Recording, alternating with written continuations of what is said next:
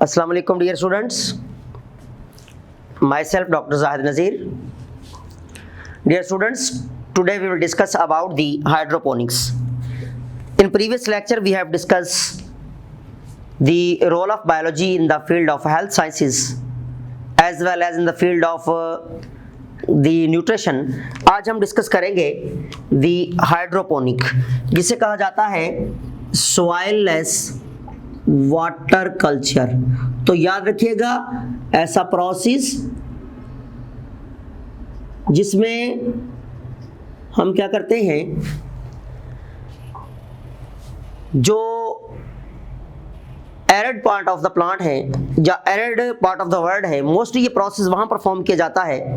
इसमें हम लोग जो है इसे सॉइललेस वाटर कल्चर कहते हैं। इसमें एरेटेड सॉल्यूशन का इस्तेमाल होता है। किसका इस्तेमाल होता है? Aerated solution.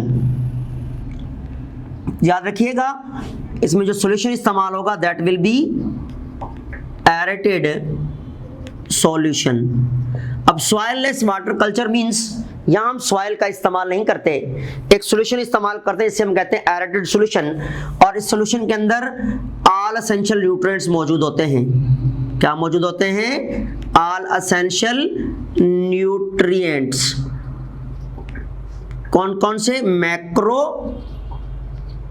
And micro nutrients. दोनों टाइप के micro and macro nutrients along with some essential hormones हम क्या करते हैं, सॉल्यूशन में डालते हैं।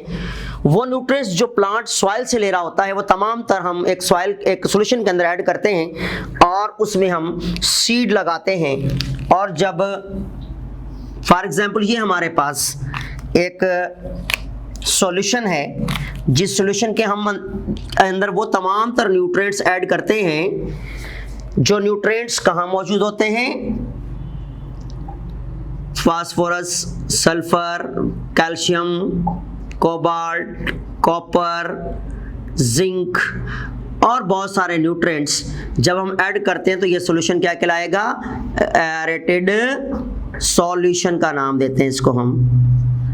अब इस एरेटेड सॉल्यूशन के अंदर हम क्या करते हैं, जब सीड ऐड करते हैं डिजायर्ड क्रॉप या प्लांट के, तो सीड इन तमाम तरह न्यूट्रिएंट्स को लेते हुए जर्मिनेट होते हैं और एक मैच्योर प्लांट में डेवलप होना शुरू हो जाते हैं। ऐसे प्रोसेस को हम नाम देते हैं soilless water culture. It means hydroponic का नाम देते हैं। और हाइड्रोपोनिक जिसे हम कहते हैं water culture, water working, water labour भी कहा जाता है। तो इसके कुछ एडवांटेजेस हमारे पास मौजूद हैं। इस इनके एडवांटेजेस में हमारे पास जो एडवांटेज है वो सबसे पहला एडवांटेज है कि crop will be free from soil borne disease. No soil borne disease. क्योंकि जब हम कोई भी सॉल्यूशन तैयार करते हैं, हम किसी भी किस्म का कोई भी जर्म, कोई भी पैरासाइट, कोई भी पैथोजीन या कोई भी जो पैथोजेनिक स्पोर है वो ऐड नहीं होने देते। इसलिए हमारी जो क्रॉप होती है that will be free from soil borne disease. As well as थोड़े सॉल्यूशन के अंदर लार्ज नंबर ऑफ क्रॉप्स हम ग्रो करते हैं, इसलिए cultivation area will be reduced. Cultivation जो एरिया होता है वो रिड्यूस, यानी कम एरिया चाहिए होता है, कम सॉल्यूशन चाहिए होता है अगर कंपैरिजन टू हम लैंड की बात करें तो। एज वेल एज याद रखिएगा, इससे हमें अंदाजा, जब हम सॉल्यूशन प्रोवाइड करते हैं, न्यूट्रिएंट्स प्रोवाइड करते हैं, इससे हमें अंदाजा हो जाता है कि can determine the mineral requirement. इससे हम क्या करते हैं, मिनरल रिक्वायरमेंट को जो प्लांट की है, mineral requirement of the, can determine the mineral requirement of the plants, के प्लांट या स्पेसिफिक जो क्रॉप है उसकी मिनरल रिक्वायरमेंट को हम क्या कर सकते हैं, डिटरमाइन कर सकते हैं कि हाउ मच मिनरल चाहिए और कौन सा मिनरल कितनी क्वांटिटी में चाहिए होता है। तो वो हम डिटरमाइन कर सकते हैं इस प्रोसेस के जरिए, क्योंकि सॉल्यूशन बनाते वक्त हम एक स्पेसिफिक अमाउंट में ये डालते हैं न्यूट्रिएंट्स। इसलिए हम न्यूट्रिएंट्स की जो डिटर्मिनेशन है उसको हम इजीली, मिनरल डिटर्मिनेशन है वो कर सकते हैं। देन इसमें जो सबसे पहले फर्स्ट जो क्रॉप ग्रो की गई थी, the crop was grown that was the tomato crop. लेकिन याद रखिएगा आजकल हमारे पास बहुत सारी क्रॉप्स जो है वो ग्रो की जाती हैं, जिनमें हमारे पास कॉलीफ्लावर है, एज वेल एज कोरिएंडर है, कोरिएंडर कहते हैं धनिए को, एज वेल एज हमारे पास ओकरा जिसे आप भिंडी का नाम देते हैं, इसको लेडी फिंगर भी कहा जाता है। इस तरह और बहुत सारे हमारे पास crops as well as vegetables and fruiting plants हैं जिन्हें हम ग्रो करते हैं किसमें, एक सॉल्यूशन में ग्रो करते हैं इसलिए। और लेकिन वो प्लांट जो कि सॉइल में पाए जाते हैं, जब हम उसको सॉल्यूशन में ग्रो करेंगे तो इस प्रोसेस को हम क्या नाम देते हैं, हाइड्रोपोनिक का नाम देते हैं। तो ये हमारे पास एडवांटेजेस थे और ये प्रोसेस के जिसमें हम एडेड सॉल्यूशन में ग्रो करते हैं प्लांट्स को। देन हमारे पास नेक्स्ट वन जो टेक्निक जो बायोलॉजिकल रिजल्ट है दैट इज क्लोनिंग। याद रखिएगा क्लोनिंग कहा जाता है प्रोडक्शन ऑफ डुप्लीकेट कॉपीज। इसमें क्या होता है, production of duplicate copies, duplicate copies. जब डुप्लीकेट कॉपीज प्रोड्यूस होती हैं, either the copies of the DNA, copies of DNA, or we can say that cell, tissue, organ या फिर होल बॉडी ऑफ ऑर्गेनिज्म की जब कॉपीज बनती हैं या बना दी जाती हैं तो याद रखिएगा उस प्रोसेस को हम नाम देते हैं क्लोनिक। और जो बनने वाले स्ट्रक्चर्स होते हैं इन्हें हम नाम देते हैं क्लोन। तो याद रखिएगा अगर हम कोई भी डीएनए की कॉपी बनाते हैं तो वो भी क्लोन है, किसी सेल की, किसी टिश्यू की, किसी ऑर्गन की या होल बॉडी ऑफ ऑर्गेनिज्म की। जब क्या करते हैं हम लोग डुप्लीकेट कॉपीज बनाते हैं तो या बन जाती है नेचुरली तो प्रोसेस कहलाता है क्लोनिंग। और such type of cells, tissue या organ they are called clone. तो याद रखिएगा बेसिकली क्लोनिंग को हम डिवाइड करते हैं, क्लोनिंग की बेसिकली दो टाइप होती हैं, एक है नेचुरल क्लोन और दूसरा है artificial clone. Artificial clone or clonings, ठीक है, और देन नेचुरल क्लोन। अब नेचुरल क्लोन में जब हम बात करें तो all type of asexual reproduction in plants and animals. क्या चीज, एसेक्सुअल रिप्रोडक्शन किसमें, इन प्लांट्स एंड एनिमल्स।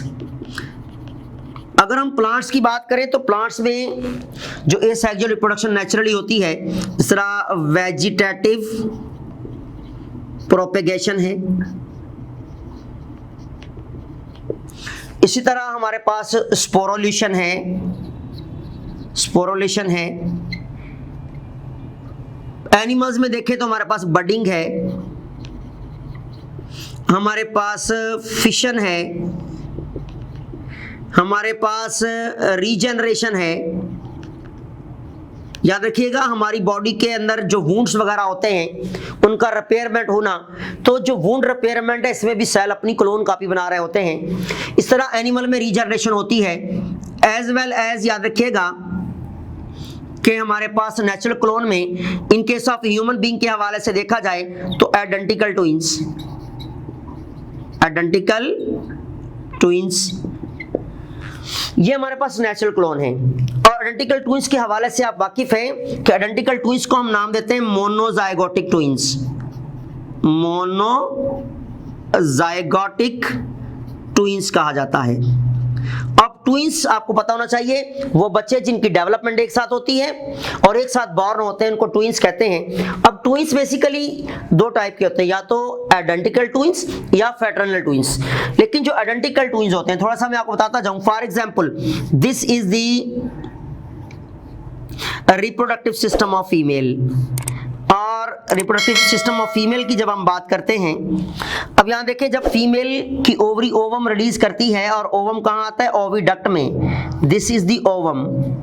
जब ओवम ओविडक्ट में आएगा और यहां से आने वाले स्पर्म्स जब फ्यूज होते हैं, प्रोसेस कहलाता है फर्टिलाइजेशन, और एक डिप्लॉइड सेल बनता है दैट इज कॉल्ड जायगोट। क्या बनता है? क्योंकि हमारे पास जो स्पर्म्स होते हैं एंड ओवम होते हैं, they are called gametes and they are called the reproductive cells and they are n in number chromosome इसमें होते हैं। तो याद रखिएगा जब n प्लस n आपस में मिलेंगे तो जायगोट हमारे पास क्या कहलाता है? Zygote diploid cell. n plus n is equal to 2n लिखते हैं हम, diploid number of chromosomes.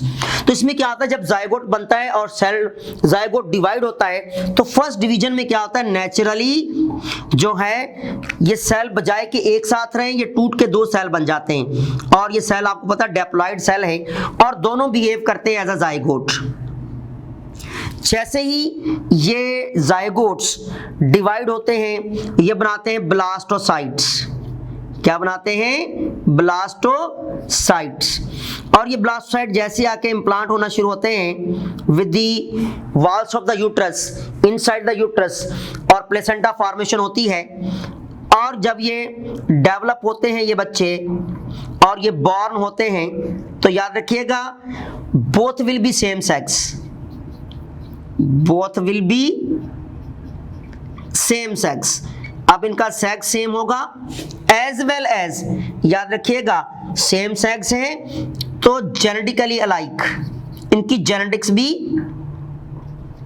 Same होगी क्योंकि एक ही जायगोट का रिजल्ट है। जब एक सेल टूटकर दो, एक सिंगल सेल जायगोट टूटकर दो जायगोट बना रहा है तो दोनों सेल्स के अंदर equal amount of genetic material जाएगा और सेम टाइप के जीन जाएंगे, इसलिए दोनों के सेक्सेस भी सेम होंगे।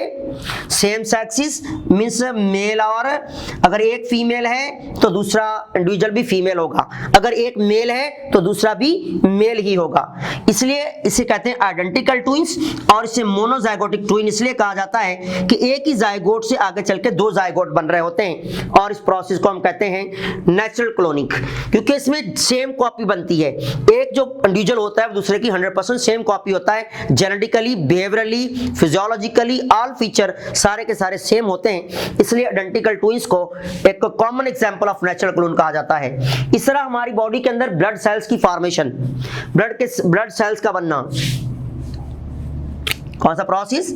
Blood cell formation. जो ब्लड सेल्स फॉर्मेशन है या प्रोडक्शन ऑफ ब्लड सेल है that is also natural clone, same type के जैसे सेल बन रहे होते हैं अंदर। इसी तरह हमारे पास जब हम एग्जांपल लेते हैं इन case of cancer and tumour, याद रखिएगा कैंसर एंड ट्यूमर जो है it is also most common the natural type of clone. तो ये ट्यूमर है या कैंसर है ये भी हमारे पास नेचुरल क्लोन में आते हैं, और बहुत सारी एग्जांपल्स हमारे पास एनिमल्स और प्लांट्स में नेचुरल क्लोन के मिलती हैं।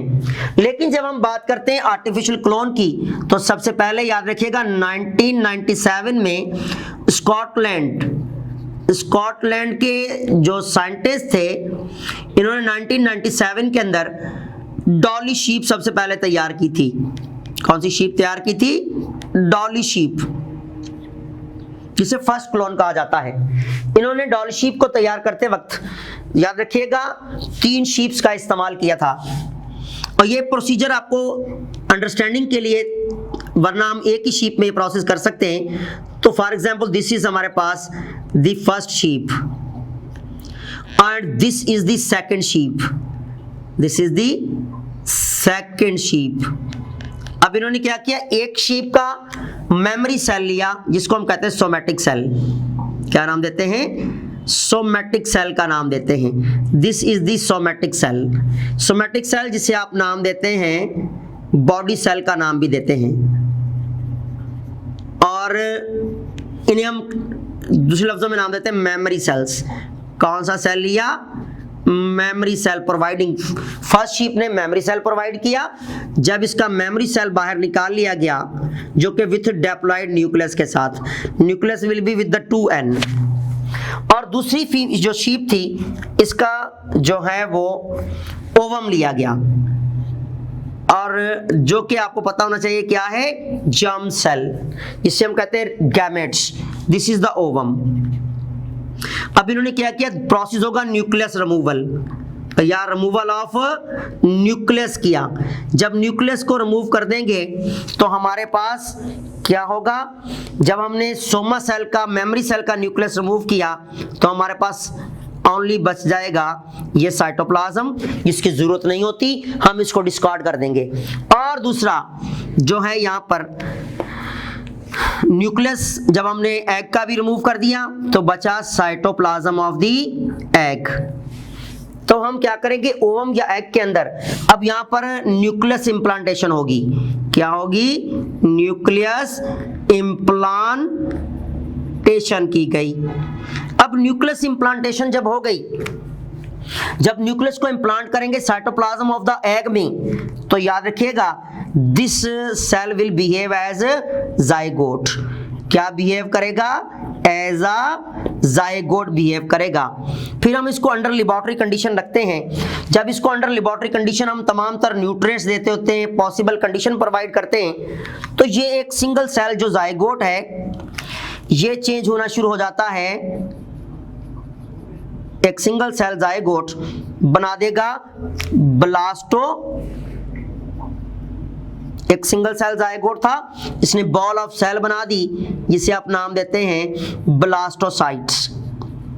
जब ये ब्लास्टोसाइट तैयार हो गए, अब हमें पता है हमारा प्रोसीजर कामयाब जा रहा है, क्योंकि हमने जब न्यूक्लियस डिप्लॉयड न्यूक्लियस हमने इम्प्लांट किया साइटोप्लाज्म ऑफ द ओवम में, तो इसने बिहेव किया जाइगोट, क्योंकि हमने न्यूक्लियस जो था ओवम का वो भी डिस्कार्ड कर दिया, इसे हम डिस्कार्ड कर देंगे, ये हमारे काम का नहीं है।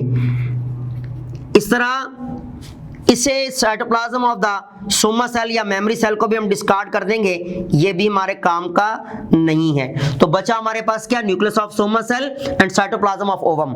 हमने न्यूक्लियस इंप्लांटेशन की, इसने बिहेव किया जाइगोट, जाइगोट को हमने लेबोरेटरी में रखा, न्यूट्रिएंट्स प्रोवाइड किए, तो हुआ ये ब्लास्टोसाइट बन गए। अब हम इसे क्या करेंगे, इनसाइड द शीप नंबर 3 यहां पर हमारे पास थर्ड शीप के यूट्रस के अंदर इंप्लांट कर देंगे। जब इसको थर्ड शीप के यूट्रस के अंदर इंप्लांट करेंगे हम इन ब्लास्टोसाइट्स को, तो स्लोली एंड ग्रेजुअली जब इसका गैस्टेशन पीरियड पूरा होगा, कौन सा पीरियड? गैस्टेशन पीरियड, जो कि कितना है? 6 मंथ। तो 6 मंथ के बाद जब यहां से थर्ड शीप एक लेम को प्रोड्यूस करेगी, किसे प्रोड्यूस करेगी? लेम। तो जो लेम होगा, जिसे भेड़ का बच्चा कहते हैं आप, ये दिस विल बी, याद रखिएगा, 100% alike genetically and physiologically to nucleus donor what? Sheep number 1, sheep 1, क्योंकि शीप 1 ने न्यूक्लियस डोनेट किया था, और न्यूक्लियस में आपको पता है कि जीनोम होता है, और जीनोम ही जितने कैरेक्टर हैं उसको एक्सप्रेस करने में रोल कर रहा होता है, इसलिए शीप नंबर 1 जैसा लेम प्रोड्यूस होगा।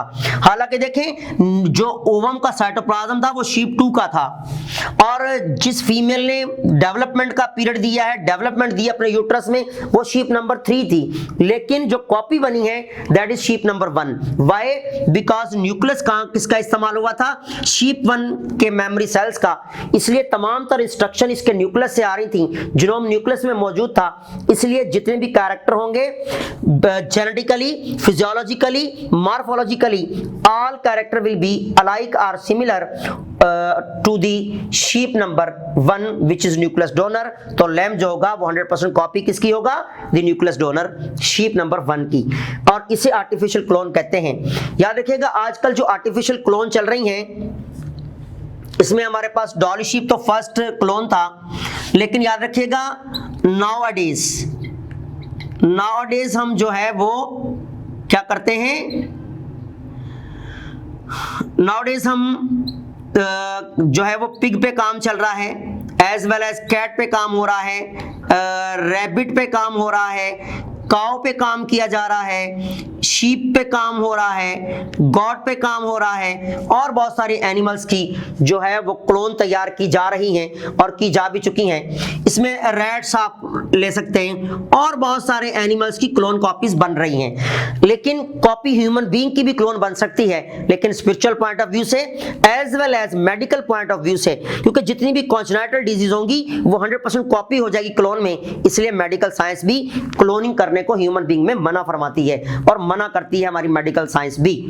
तो इसलिए ये तो हमारे पास था क्लोनिक, पहले हमने पढ़ा हाइड्रोपोनिक, और ये प्रोसेस हमारे पास था क्लोनिक, जिसमें हमने नेचुरल क्लोन्स देखे कि नेचुरल क्लोन कौन कौन से हैं, और आर्टिफिशियल क्लोन सबसे पहले डॉली शीप थी, और डॉली शीप को कैसे तैयार किया गया, पूरा एक प्रोसीजर हमने देखा है। तो आपने याद रखना है कि इन केस ऑफ, अब ये जो प्रोसेस देखा हमने, इसमें सेल कितने किस्म के इस्तेमाल हुए, 2 टाइप्स के सेल इस्तेमाल हुए। कौन कौन से? सेग cells as a ovum and somatic cell as a memory cells. तो याद रखिएगा, आपसे इंटर टेस्ट में ये क्वेश्चन किया जा सकता है कि which type of cells are used in artificial clone. तो ovum cell as well as the memory cell, तो गैमेट सेल भी यूज हो रहे हैं और सोमैटिक सेल भी यूज हो रहे हैं। दूसरे लफ्जों में जर्म सेल भी कहते हैं गैमेट सेल्स को। तो इसमें क्या होगा कि जो कैरेक्टर वाइज जो शीप तैयार हुई है वो शीप नंबर 1, यानी कि कॉपी किसकी बनेगी हमेशा? न्यूक्लियस डोनर की, क्योंकि न्यूक्लियस क्या कैरी करता है? Genetic information. फिर आपने देखना है कि आपने एग्जांपल्स के हवाले से याद रखना है कि आइडेंटिकल ट्विंस को नेचुरल क्लोन के हवाले से मोनोजाइगोटिक ट्विन कहते हैं, क्योंकि एक ही जाइगोट से 2 जाइगोट बन रहे होते हैं। तो ये सारी चीज आपने इंटर टेस्ट के हवाले से याद रखनी है। और एडिटिव सॉल्यूशन को डेफिनेशन क्या है, इसके एडवांटेजेस क्या हैं, ये इंटर टेस्ट के हवाले से इंपॉर्टेंट है, यहां से क्वेश्चन अराइज किए जा सकते हैं। देन हमारे पास protection and conservation of the environment. जब हम बात करते हैं protection and conservation of environment, जब हम protection and conservation of environment की बात करते हैं तो याद रखिएगा हमारा जो एनवायरनमेंट है इसका जो सबसे बड़ा इशू है आजकल, दैट इज पॉल्यूशन। क्या है? Pollution is the major issue. Pollution इसका सबसे बड़ा इशू है। किसका? हमारे एनवायरनमेंट का जो सबसे बड़ा इशू है दैट इज द पॉल्यूशन। और पॉल्यूशन के काजेस क्या हैं? पॉल्यूशन के जो मेन काज हैं, एक तो इंक्रीजिंग पॉपुलेशन, जो डे बाय डे जो पॉपुलेशन बढ़ रही है, ह्यूमन पॉपुलेशन जो बढ़ रही है, ये सबसे बड़ा काज है हमारे पास पॉल्यूशन का। इंसान अपने लिए खुद ही प्रॉब्लम्स खड़े करता है, एज वेल एज इंडस्ट्रियलाइजेशन, हमारी जो रोज बरोज इंडस्ट्रीज का बढ़ना, ये भी डिफरेंट टाइप की पॉल्यूशन काज करते हैं, as well as the use of chemicals in the agriculture. तो याद रखिएगा एग्रीकल्चर के अंदर जो है वो डिफरेंट किस्म के केमिकल्स, जिन्हें हम नाम देते हैं पेस्टिसाइड्स का नाम देते हैं। तो पेस्टिसाइड केमिकल्स का एग्रीकल्चर में इस्तेमाल होना, ये भी हमारे एनवायरनमेंट की पॉल्यूशन में बहुत बड़ा रोल है। थोड़ा सा मैं आपको बताता जाऊं कि पॉल्यूशन जो होती है that is of the 2 types. एक हमारे पास मटेरियल पॉल्यूशन और दूसरा नॉन मटेरियल पॉल्यूशन। हमारे पास सबसे पहले क्या है? मटेरियल पॉल्यूशन, और दूसरा नॉन मटेरियल पॉल्यूशन कहलाती है। अब जब नॉन मटेरियल पॉल्यूशन की हम बात करते हैं तो बेटा याद रखिएगा, in case of material pollution हमारे पास एयर पॉल्यूशन है, as well as air pollution. Then next one है water pollution. Then next one हमारे पास है दी लैंड पॉल्यूशन। तो याद रखिएगा ये तीनों किस्म की पॉल्यूशन जो है that is called material pollution. और नॉन मटेरियल पॉल्यूशन की जब हम बात करते हैं तो हमारे पास radiation pollution as well as the noise pollution. तो हमारे पास जब हम बात करते हैं नॉइज पॉल्यूशन की as well as radiational pollution की, तो ये हमारे पास नॉन मटेरियल पॉल्यूशन है। जब air, water and land pollution की बात करते हैं तो ये हमारे पास मटेरियल पॉल्यूशन है। एयर पॉल्यूशन का सबसे बड़ा काज जो होता है वो होता है स्मोक। क्या होता है? स्मोक। जो स्मोक है that is from industries as well as from the agriculture side chemicals, or we can say that burning of fossil fuel, या जो पेट्रोलियम वगैरह इस्तेमाल हो रहा है, इसके बर्निंग से भी जो गैसेस बनती हैं वो हमारे पास एक स्मोक बनाती हैं और इस स्मोक की वजह से एयर पॉल्यूशन होती है।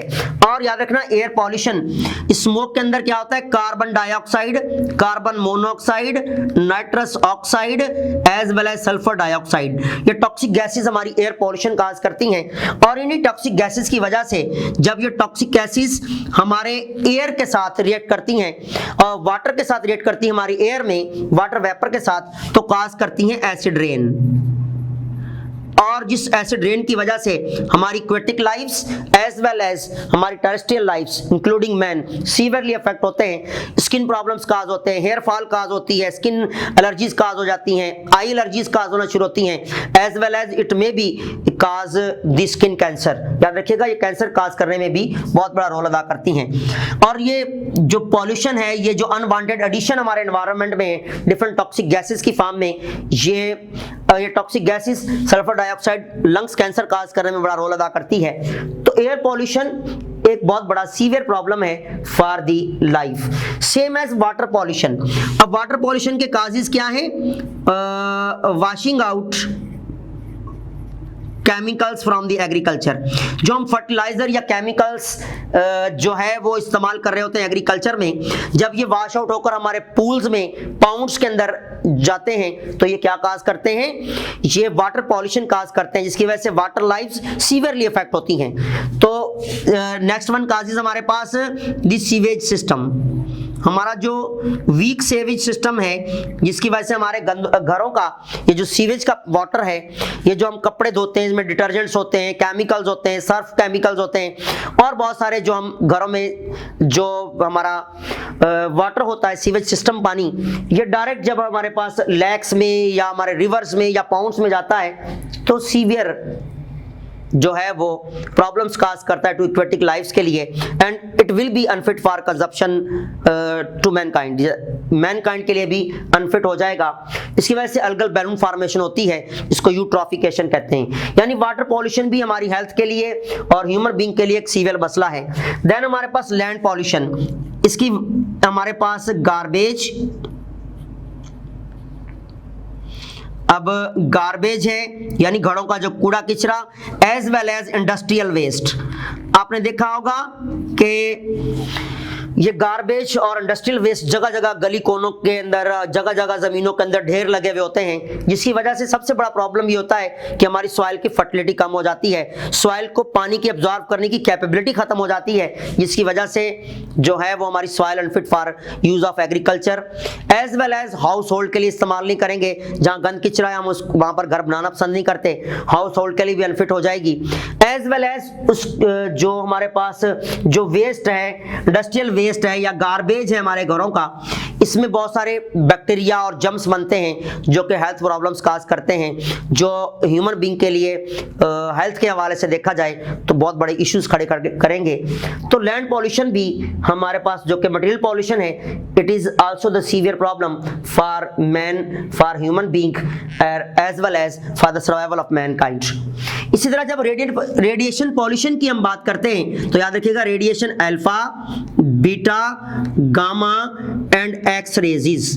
बेटा ये वो रेडिएशन है, याद रखना, स्पेशली गामा रेज और एक्स रेज, इनमें हाई पेनिट्रेशन पावर होती है। जब ये एक्सपोज होती है इन्वायरमेंट में तो ये एयर पॉल्यूशन भी काज करती हैं, वाटर पॉल्यूशन भी काज करेंगी। तो यानी ऑन दी पॉल्यूशन का मतलब ये है कि ये सीवियर इफेक्ट काज करती हैं to the land lifes, to the water lifes, all type of lifes including human being.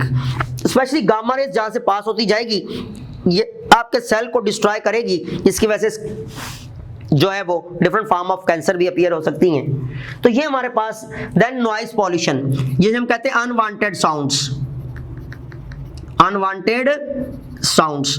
तो याद रखिएगा जो नॉर्मल हमारे पास लिसनिंग पावर होती है वो होती है 80 डेसिबल, 80 डेसिबल तक हमारे कान सुन सकते हैं। ऑडिएबल साउंड है, वांटेड साउंड है, लेकिन इससे बढ़ जाएगी तो that is called as the noise.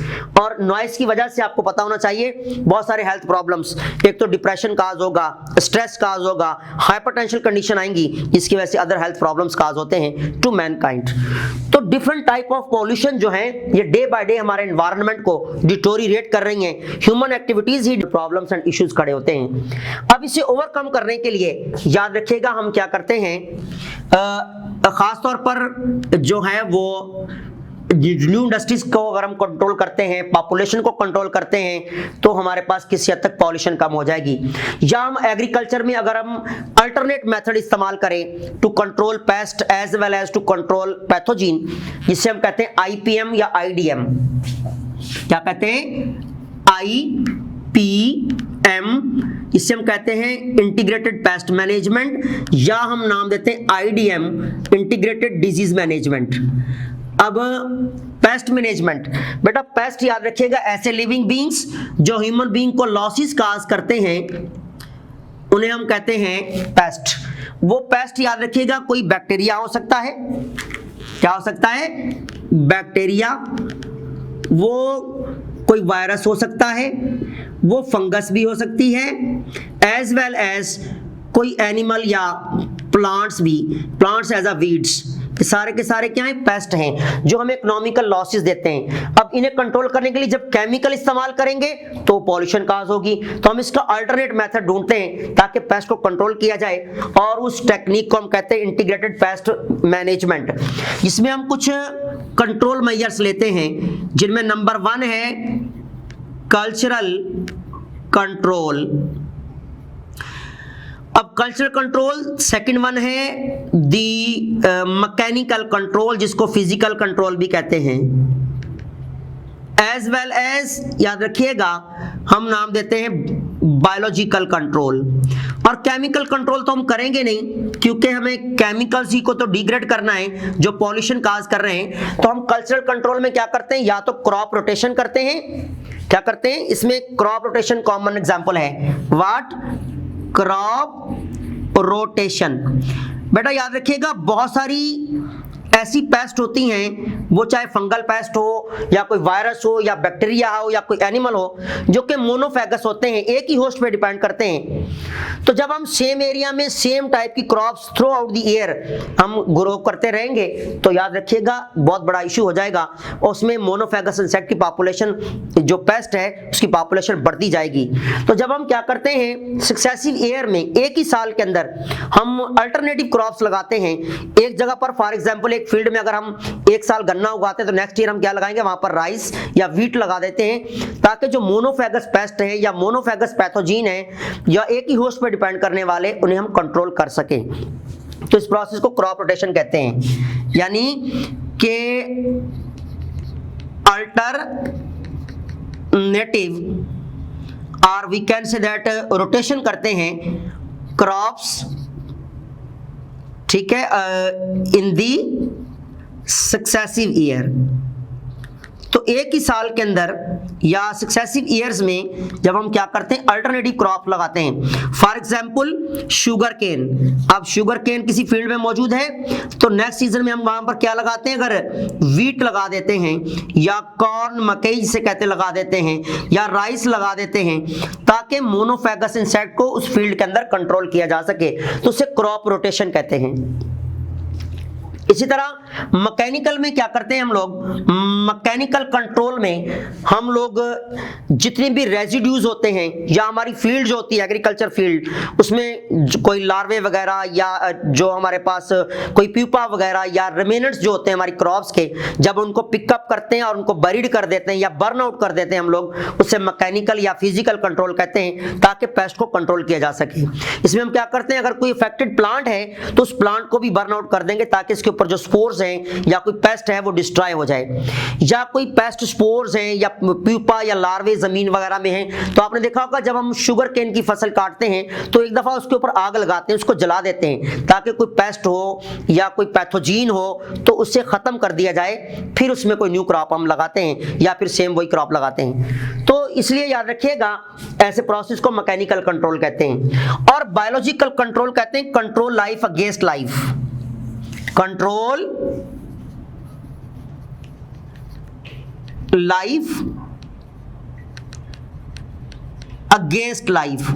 जब एक लाइफ दूसरी लाइफ को कंट्रोल करती है उसे बायोलॉजिकल कंट्रोल कहते हैं। जिसकी कॉमन एग्जांपल आपके जो नालियां वगैरह होती हैं जहां पानी खड़ा होता है, अक्सर आपने देखा होगा वहां ड्रैगनोफ्लाइज या डैमसल फ्लाइज सर्वे कर रही होती हैं और वो क्या करती हैं, वो मॉस्किटो लार्वा को खाती हैं। जब मॉस्किटो लार्वा को एज अ प्रीडेटर के तौर पर ड्रैगनोफ्लाइज जो है जब फीड करती हैं, जब उन्हें एज अ अपना शिकार बनाती हैं, जिसकी वजह से मॉस्किटो पॉपुलेशन कम होती जाएगी। जब मॉस्किटो पॉपुलेशन कम होगी ऑटोमेटिकली प्लाज्मोडियम की ट्रांसमिशन कम हो जाएगी और मलेरिया कंट्रोल होना शुरू हो जाता है। इसी तरह जब बायोलॉजिकल कंट्रोल में हम नेचुरल एनिमीज का इस्तेमाल करते हैं, याद रखिएगा क्या इस्तेमाल करते हैं बायोलॉजिकल कंट्रोल में, जो हम फैक्टर इस्तेमाल करते हैं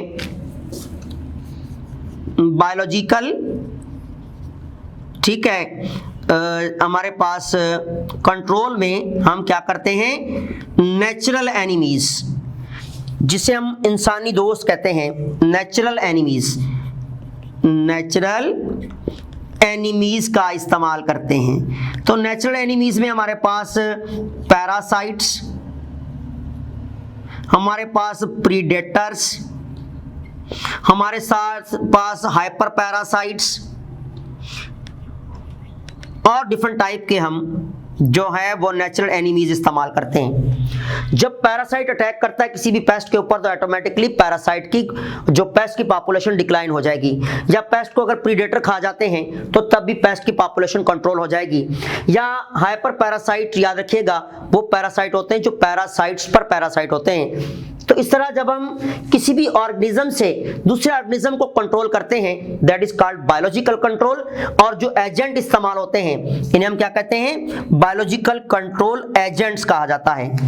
तो बायोलॉजिकल कंट्रोल जो एजेंट्स हैं उनमें प्रीडेटर, उनमें parasites as well as hyper parasite and parasitoid का इस्तेमाल करते हैं ताकि हम, और याद रखिएगा ये आपके एनवायरनमेंट में ना तो किसी किस्म की पॉल्यूशन होगी बायोलॉजिकल मेथड से, ना ही किसी किस्म की टॉक्सिसिटी होती है और ना ही किसी किस्म के कोई भी इंफेक्शन रिस्क होने के चांसेस होते हैं। तो biological control most safe and sound जो कंट्रोल है टू पेस्ट। इसी तरह जब हम डिजीज को विदाउट यूज ऑफ केमिकल्स हम कंट्रोल करते हैं किसी भी पैथोजीन की लाइफ को, पैथोजीन पॉपुलेशन को, तो उसे हम आईडीएम कहते हैं। और जनरली पेस्ट की बात करें तो उसे हम आईपीएम कहते हैं। ये वो मेथड है दोनों, ये न्यू टेक्नोलॉजीज हैं। अगर हम इन्हें फॉलो करें तो हम पॉल्यूशन पे क्या कर सकते हैं, कंट्रोल कर सकते हैं, और जिसकी वजह से जो जितने भी एनवायरमेंटल डिजास्टर हैं उन्हें किसी हद तक, या ह्यूमन लाइफ के लिए जो डिफिकल्टीज डे बाय डे बढ़ती जा रही हैं उन्हें हम कंट्रोल कर सकते हैं। तो बायोलॉजिकल कंट्रोल कहते हैं कंट्रोल लाइफ अगेंस्ट लाइफ, एक लाइफ दूसरी लाइफ की को कंट्रोल करे, पॉपुलेशन को लिमिट में रखे, that is called biological control. ठीक है। और जब हम बात करते हैं इन case of the crop rotation में, फिर आपको बता दूं कि जब किसी एक फील्ड के अंदर हम क्या करते हैं कोई रोटेटिव क्रॉप लगाते हैं, एक साल अगर हम फॉर एग्जांपल एक क्लासरूम हमारा फील्ड एरिया है, अगर एक साल हम यहाँ पर शुगर केन लगाते हैं या एक सेशन में शुगर केन लगाते हैं, तो नेक्स्ट ईयर अगर हम यहाँ पर राइस या कोई दूसरी क्रॉप लगाते हैं तो इसे क्रॉप रोटेशन कहा जाएगा, जिससे बहुत सारे मोनोफेगस इंसेक्ट को हम कंट्रोल करते हैं। या इंटरकल्चरिंग, इंटरकल्चरिंग में क्या होता है कि किसी एक क्रॉप के अंदर कोई दूसरी क्रॉप मिक्स करके लगाते हैं ताकि मोनोफेगस इंसेक्ट को की जो या पेस्ट की जो पॉपुलेशन है उसे कंट्रोल किया जा सके। तो ये हमारे पास था कि हम एनवायरमेंटल डिटोरेशन कैसे हो रही है, पॉल्यूशन की टाइप्स क्या हैं और पॉल्यूशन को कैसे कंट्रोल कर सकते हैं, कौन कौन से मेथड इस्तेमाल होते हैं, जिस तरह आईपीएम और आईडीएम है, जिनमें जिनमें biological control most safe and sound control है, इसे भी आपने याद रखना है। और याद रखिएगा आपका चैप्टर नंबर 1 हो गया क्लोज। इंशाल्लाह in the next lecture we will discuss about the biological molecule. Thanks.